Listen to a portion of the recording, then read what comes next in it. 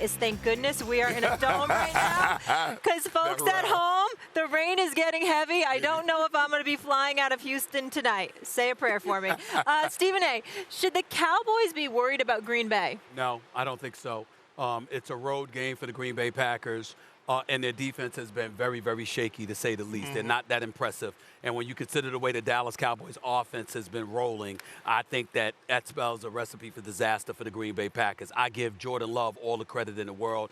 He's completed 64% of his passes. He guided them to a winning record. They closed the season out winning 3 straight. He's thrown 32 touchdowns, 11 interceptions, if I remember correctly. He's been incredibly impressive. I like this kid a lot. I like his future. And I want to give Matt LaFleur some credit because we know I'm hesitant to do that.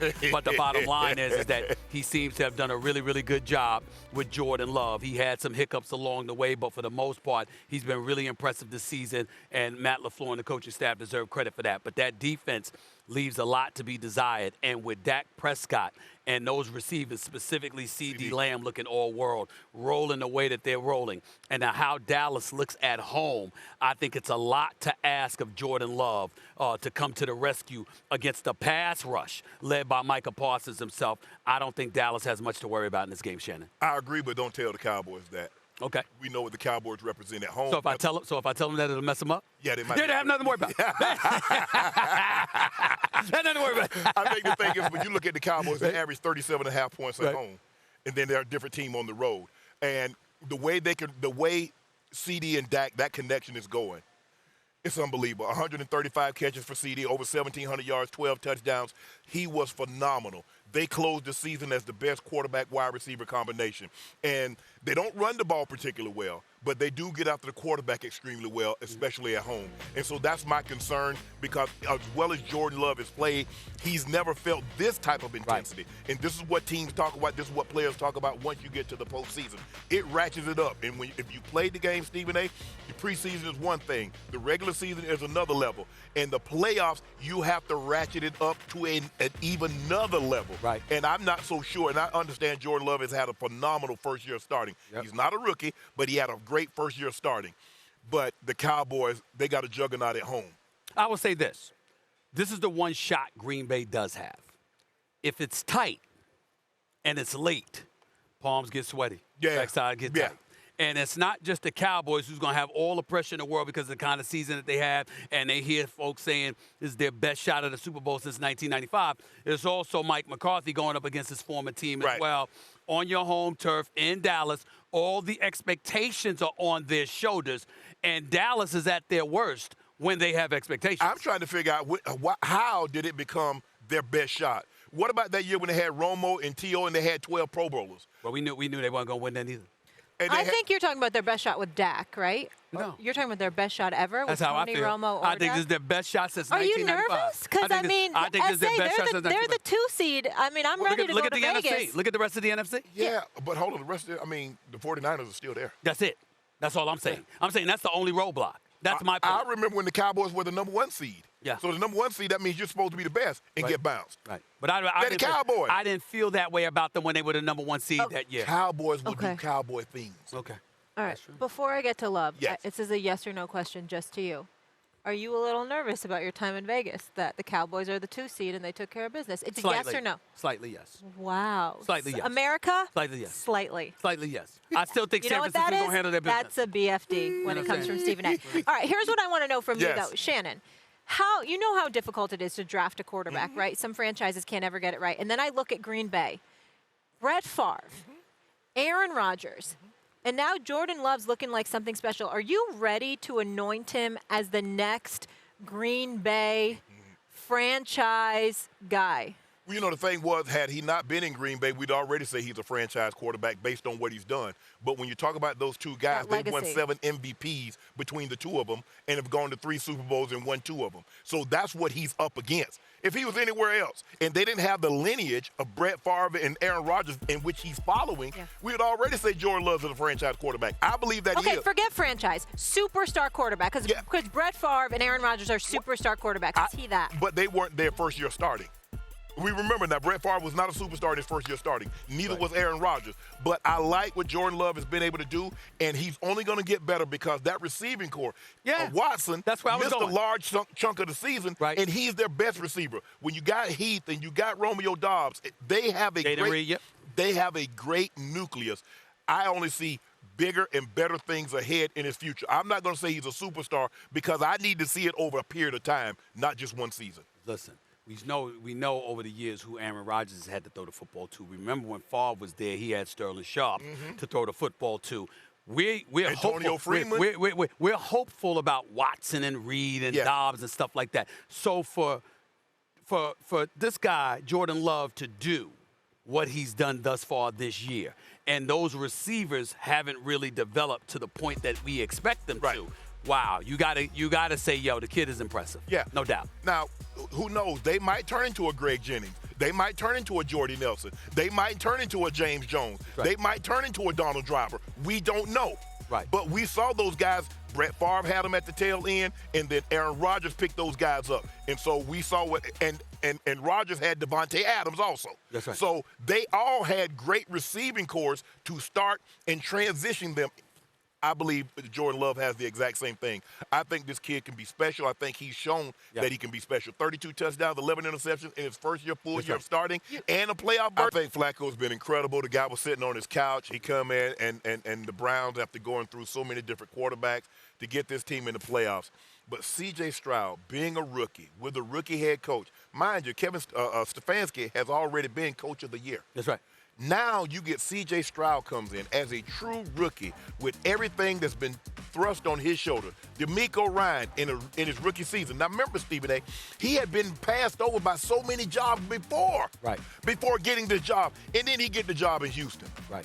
With everything that had gone on with the Deshaun Watson situation, for me, I'm going to say C.J. Stroud because I don't know if we've seen a rookie play this well with the situation that he's had to deal with, and dealing with a rookie head coach. I'm going to say C.J. Stroud. Two big stats come up with C.J. Stroud before I point out why I disagree with you in this particular situation. I got to give Stroud love where it's due. 1% interception percentage. I mean, that's just phenomenal. 45% of his passes came when the Texans were trailing.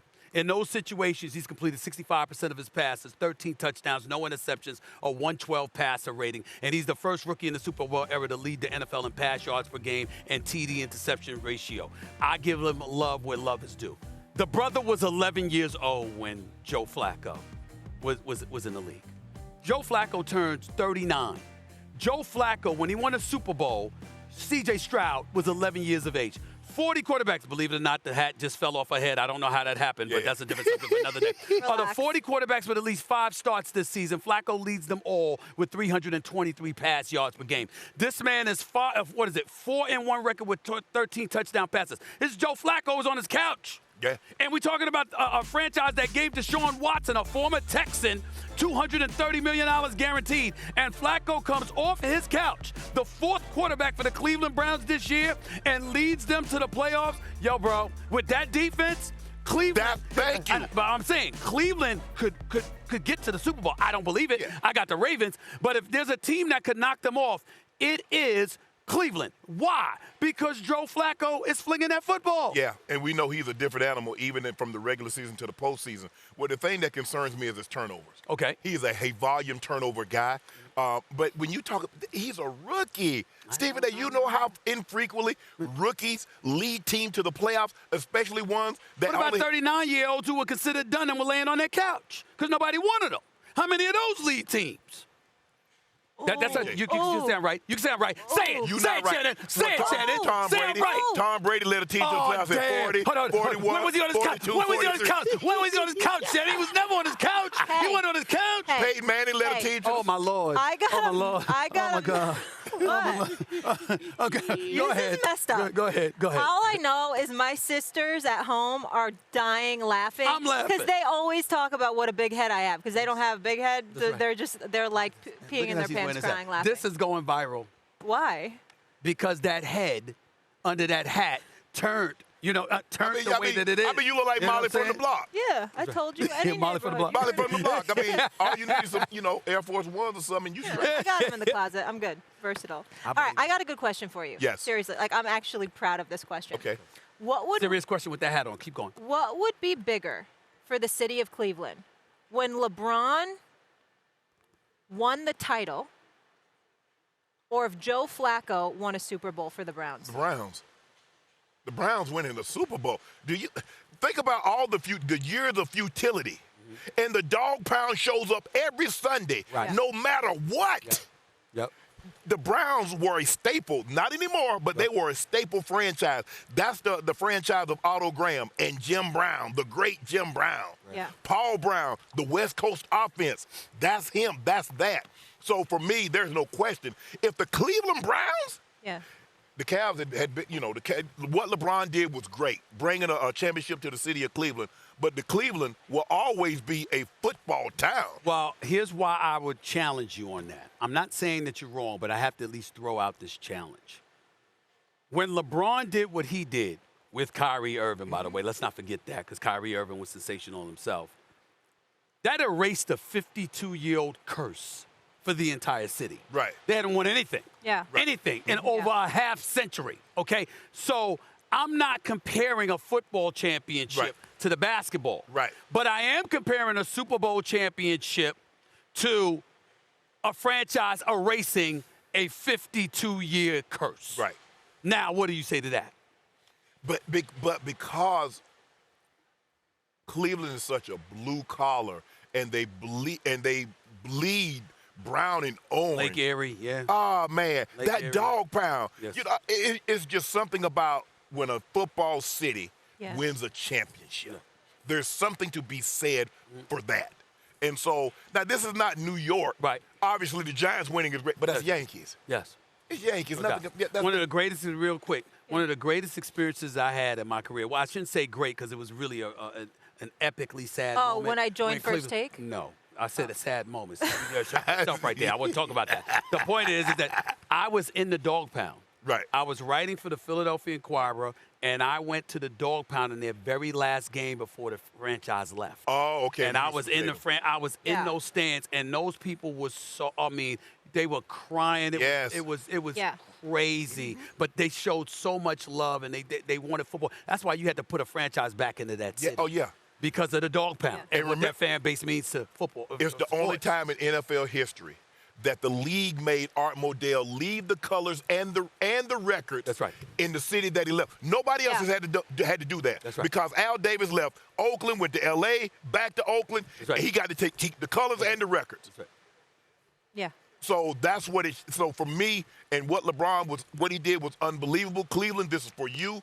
But if the Cleveland Browns, how does Cleveland Browns in Super Bowl? And also, let's keep in mind, Deshaun Watson getting the largest guaranteed contract, and then it ends up being Joe Flacco who comes off the street. I will say this. I'm not rooting against Joe Flacco by any stretch of the imagination. I got a lot of respect for him and what he's been able to accomplish. But if Cleveland going to win a Super Bowl, I would love for it to be with Deshaun Watson. It might be a situation where Joe Flacco, let's just say for the sake of argument, Joe Flacco does it. There's a chance he might be Trent Dilfer, win the Super Bowl and not be back on the team next year.